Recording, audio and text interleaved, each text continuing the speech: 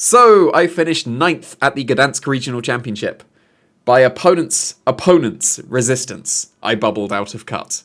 Really, really unfortunate. Like, it's fair enough when it's just opponents, but the fact that that was tied and it went to opponents, and I bubbled out, oh, that was unfortunate. But my fault for going 10-4 instead of 11-3 at least, so there we go. And we'll be going through the team that I used, which is an updated version of the Toronto team, and here are the EVs as well. I know that a couple of people were a little bit disappointed that I didn't release them, but now that Gdansk is over, and I don't have any more Regulation E tournaments to go through, then here are the EV spreads of the team. So, Arcanine first. I've already mentioned a few of these Pokemon, like I'll get to the Iron Hands and Articuno probably a little bit more in depth, but I mentioned in my previous team report for Toronto, you probably know why Arcanine's here, you know why it's on every team, but here are the EVs.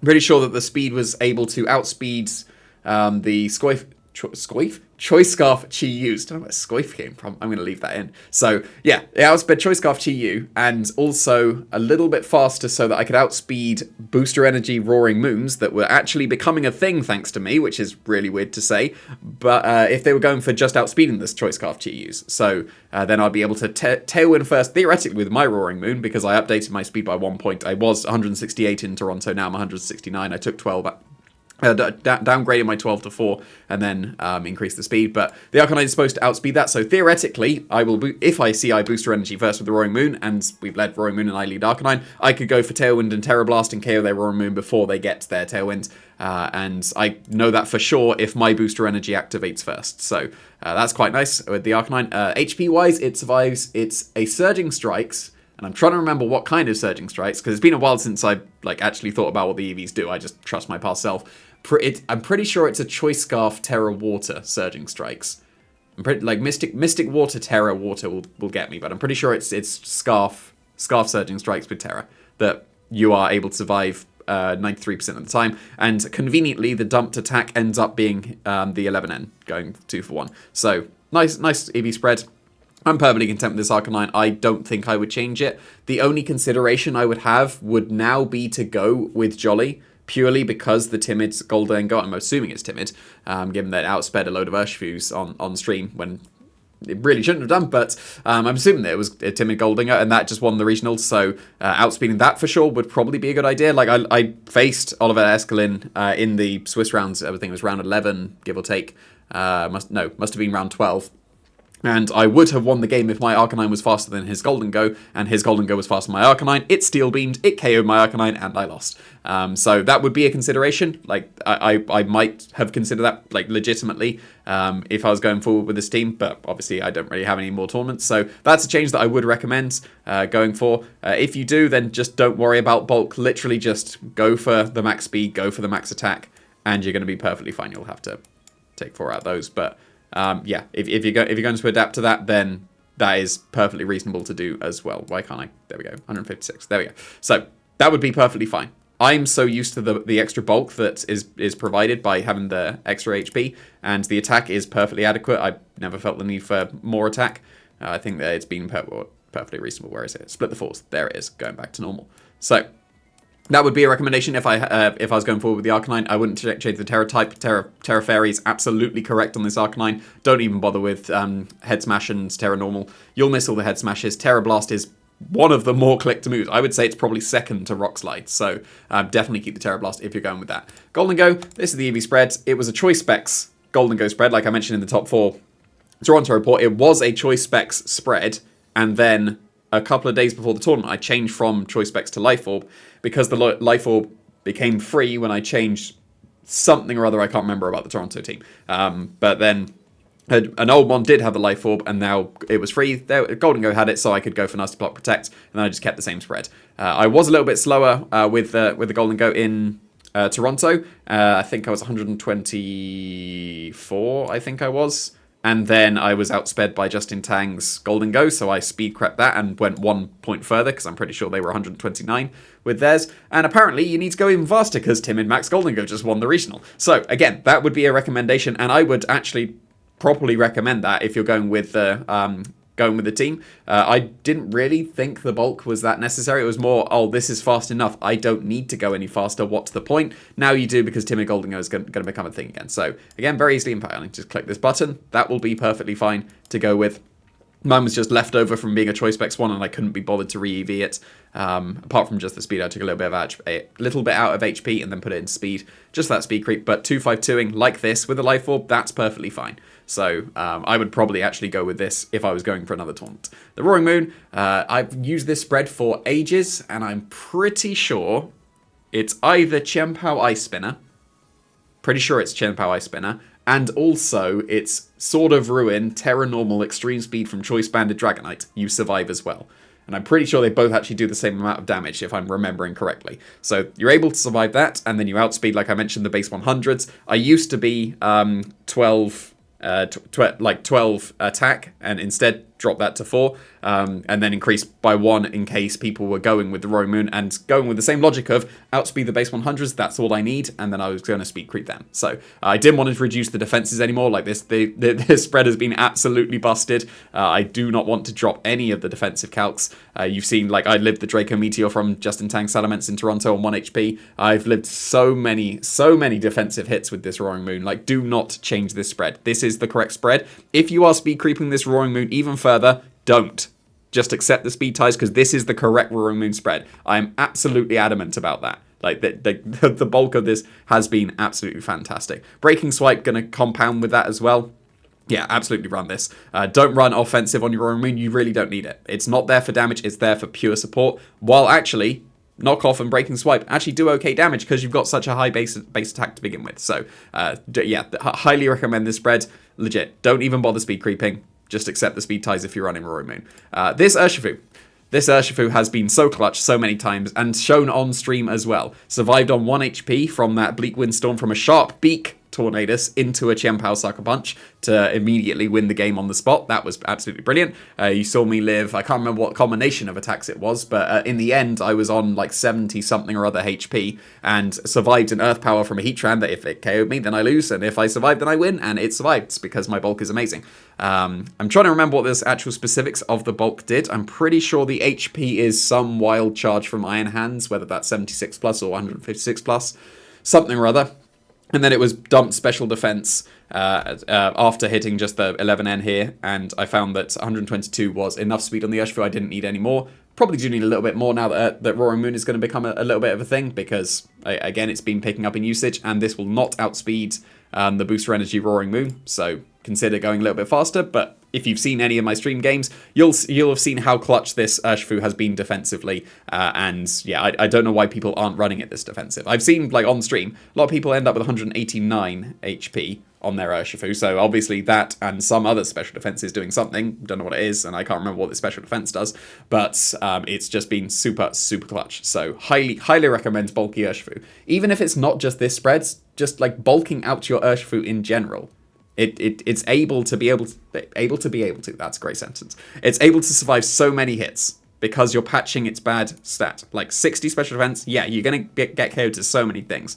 But then just investing in that instead, you're 2-hit KOing everything anyway with the Surging Strikes. You don't need more attack. I don't really think you need more speed. You might speed creep a little bit, sure. But yeah, the investing in the bulk has absolutely been clutch on the Urshifu. Like, again, the other thing that was just immediately won the game, I think, on the spot, was living that Terra Grass Energy Ball from Fluttermane comfortably. I was in like the 20s, I think, with my HP remaining. So yeah, could not recommend this bulk enough. And also, I guess I should probably mention the update to the moveset as well. Obviously, it's Surging Strikes and some kind of protecting move. I had Detect because I couldn't be bothered to farm Scatterbugs anymore. But yeah, Ice Spinner is probably the standout at this point. So when Iron Hands joined the team, I was considering, do I still need close combat? Because the world's winning team that had a close combatless Urshifu, and obviously they had 2 fighting types. Iron Hands is good enough to be the fighting type. Do I need close combat on this Urshifu? Let's just have another quick scan through of the moves, because obviously I was using Sub in Toronto, and Sub is absolutely busted. Like, worth sacrificing Aquajet for sure. Like, you could definitely run Aquajet over Ice Spinner, but Sub has been so busted. Like, legitimately, this Urshifu spread with Sub, so strong. Highly recommend. But Ice Spinner, yeah, I should get back to that. So a lot of Pokemon that would otherwise wall Urshifu are hit super effectively by Ice Spinner. So Amoonguss is an obvious example.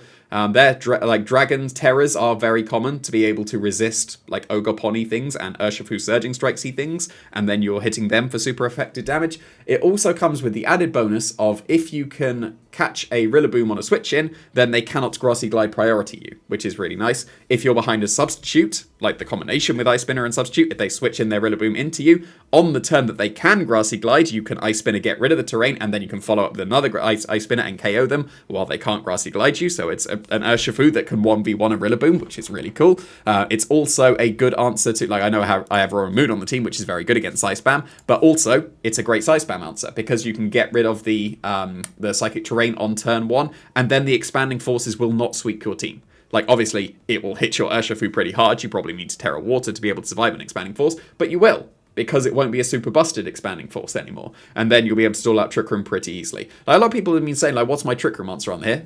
I've got so much bulk, I don't really care if Trick Room goes up. I'll just stall it out. 4 turns is not enough for you. So, yeah, Roaring Moon is great against Ice Spam as well. Just in general, but Ice Spinner is like the icing on top, being able to break through Ice Spam a lot easier. It's like, this Urshifu is a counter to things that should be just 1v1ing Urshifu every single day. Like Amoonguss, I can Ice Spinner it a couple of times, probably 3 times to be able to KO it, but then the Rocky Helmet won't be hitting me 3 times, it'll only hit me once, and obviously Sub to stop the spores. This absolutely 1v1s an Amoonguss. Even a Rocky Helmet Amoonguss, this would 1v1 because of the Sub and then the Ice Spinners and all that.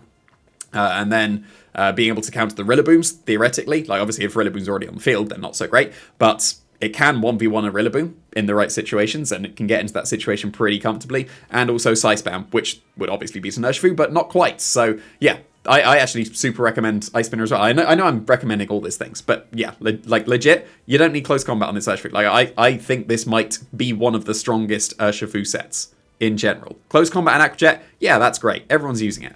For good reason. But because they are only locked on Close Combat and Aquajet, they haven't explored all the other stuff. Ice Spinner is really strong on Urshifu. Sub is super busted on Urshifu. Like I mentioned on the interview as well, I'll save for the last time before I move on to the other things. One of the big things for Substitute as well is that when you're behind the Substitute and they bring in their Fake Out Pokemon, they cannot fake you out. Therefore, you get a guaranteed Surging Strikes into something. Because they can't fake you out to stop you, they can't protect to stop you, Surging Strikes is going off. So yeah, Sub, super busted. People have been saying Splash Plate over, why Splash Plate instead of Mystic Water. It doesn't matter, but it has come into play, like before, I'll say for the Razor Claw Scope Lens as well. It's a little bit of a tangent, I know people want to know. So, back in 2017, I was using a Razor Claw Kartana, because obviously that's 50% crit for the Leaf Blaze, just like the Ivy Cudgels were. I had stolen a team for that MSS, because I was saving a team for a regional. I can't remember what it was at that point, but I stole a team for an MSS because I wanted to save something, and that team originally had Assault Vest Kartana, and I just changed to Razor Claw because I like Razor Claw at that point. In the semi-final, I was against my opponent, and I crit him twice with the Leaf Blade, and he asked me, "Are you Scope Lens?" And I honestly replied, "No, I am not Scope Lens." So therefore, he went, okay, he just got lucky with those crits. He must be the Assault Vest version of the team, like of the team that it actually should be, because, you know, it was originally Assault Vest. I'm going to assume it's Assault Vest for the rest of the set. On the very final turn, if he Flare Blitz KOs my Kartana, then I lose the game immediately. But I detect on the final turn to reveal that I have detect for the first time in the set, so I'm not Assault Vest. He Flare Blitzes into the Kartana, and then I am able to win the game because I had that one extra turn.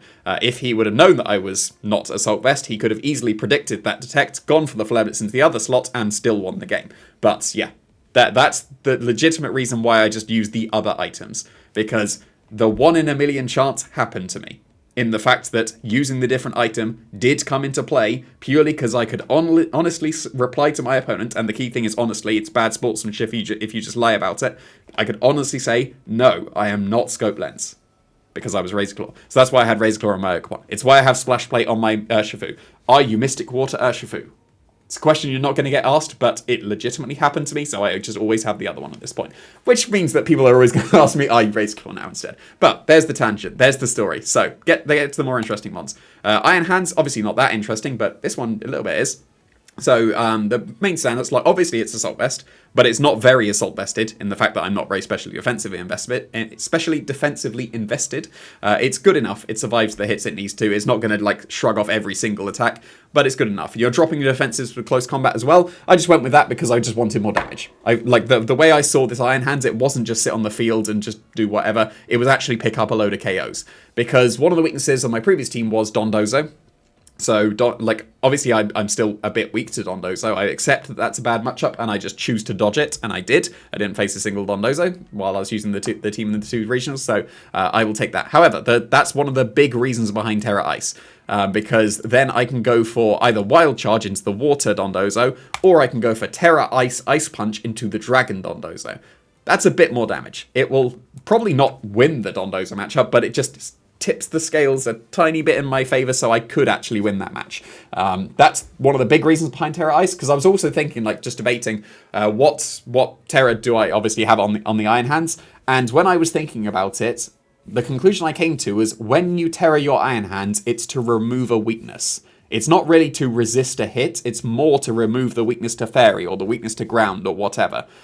So then I started thinking, okay, could I go with an offensive Terra? You don't usually on Iron Hands, it's always defensive. Could I go offensive Terra? Ooh, I could, because I want that Ice Punch instead of Heavy Slam purely for the Dondozo. I can go Terra Ice. That actually shares no weaknesses with Fighting and Electric, so Terra Ice works quote-unquote defensively as well, because I'm removing my weakness as the way I see the Terra on the Iron Hands, while also getting offense with the Iron Hands as well.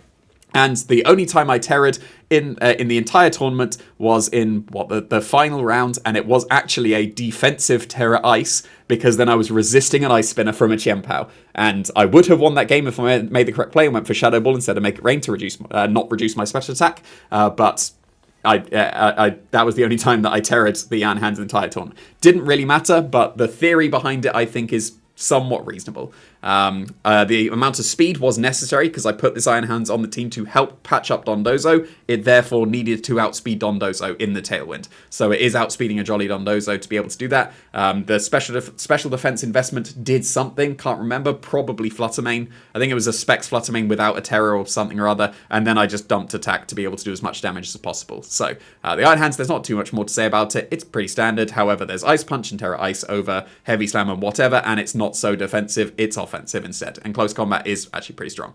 Articuno, that's probably what you've been here for. So again, I cannot remember what the spread does, but I trust my past self. I know that at least the special attack is so that you theoretically Oko a Landorus that has just intimidated you. If they're no bulk, if they got some kind of HP investment, they have a chance to live. But otherwise, you KO that, and defensively did something. Can't remember. Probably Urshifu Surging Strikes, given that I've got Rocky Helmet as well. So yeah, I'm showing you here Trick Room and Protect. That's not what I ran in the tournament. It was Calm Mind and Recover in the tournament, and that was not the play.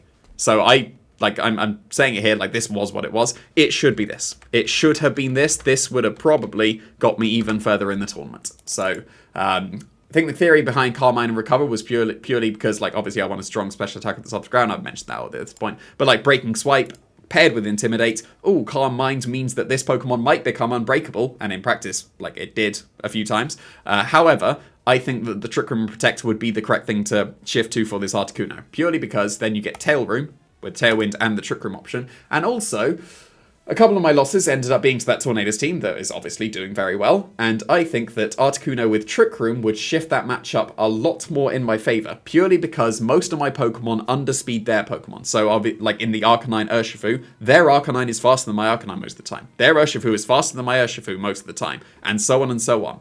So, being able to reverse that on them, rather than trying to match Tailwind with Roaring Moon and still be slower, I think that getting Trick Room up against the Tornadus would be a way better thing to go.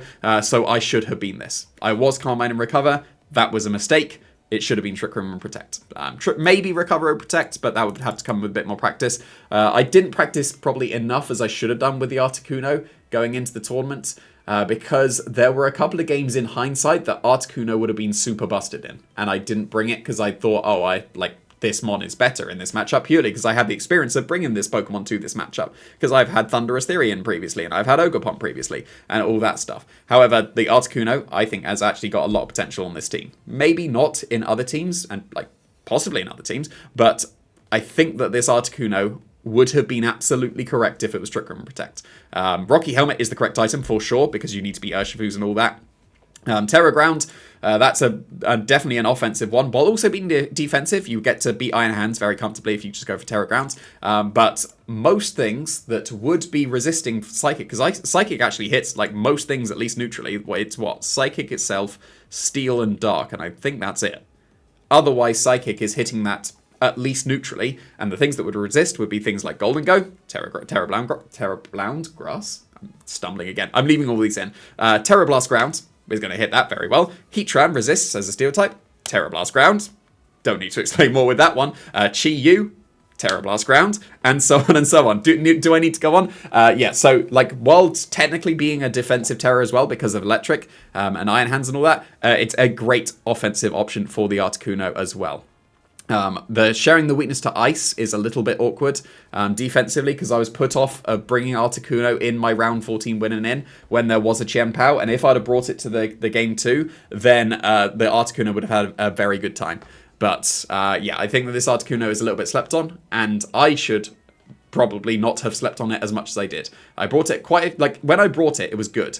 It immediately won one of my games in 2 turns. Like, I went for Terra Blast Ground into Heatran. They didn't read the team sheet. I KO'd said Heatran. They literally had nothing more from my ground type Articuno, and they forfeit the next turn. So, yeah, Articuno, I think, has a lot of hidden potential. Specifically on this team. I think that this team is the correct thing for Articuno. It can very easily be slapped onto other teams. But absolutely change the Trick Room and Protect. It should not be in Calm Mind and Recover. And also, for the sake of completeness, here were the EVs on the Ogerpon and the Thunderous as well. So, the speed, I'm pretty sure, is able to outspeed... Yeah, not pretty sure. I am incredibly confident that that is able to outspeed a Jolly Scarf Landorus. So that you can just go for the Terra and then bop it as they've intimidated you. I didn't feel the need for Jolly Scarf Urshifu because... if I'm facing someone who's running Jolly Scarf Urshifu, that's an easy win because they're running the wrong Urshifu. You should absolutely just be Adamant. Just, like, ignore the Jolly Scarf Landorus. Because, again, you shouldn't be Jolly Scarf Landorus. You should be Adamant because you're outspeeding everything you need anyway. So, yeah, I was comfortable just going with the... just the Landorus. Don't need the Urshifu because I was resisting that anyway. And offensively, 165... does something with Ogerpon Ivy Cudgel, and it does something with every single Ogerpon Ivy Cudgel. Can't remember what it does. It was dumped HP. So... that was pretty much straightforward for the Ogerpon there. And the Thunderous Therian, it defensively did something like an Extreme Speed from Dragonite, or maybe a Ice Spinner if I've Intimidated from a Chien-Pao. I can't remember. Like I said, I trust my past self. Like, I made these a little while ago. They do something. Just trust. But yeah, speed-wise, it outspeeds one of the Scarfers in Tailwind. It's not quite hitting the bump, so the special attack obviously did something. Probably a Terra Blaster's KO into a Mungus. That seems the most logical. And then the defense did something, and again, just trust. But yeah, that's pretty much it for this team. Like I said, I don't have any more Regulation E tournaments that I'm competing in, like outside of just maybe Premier Challenges at that point. But I'm not too concerned about revealing the EV spreads for Premier Challenges. But yeah, I've enjoyed this team a lot. I put a lot of effort into it, more than I thought I would.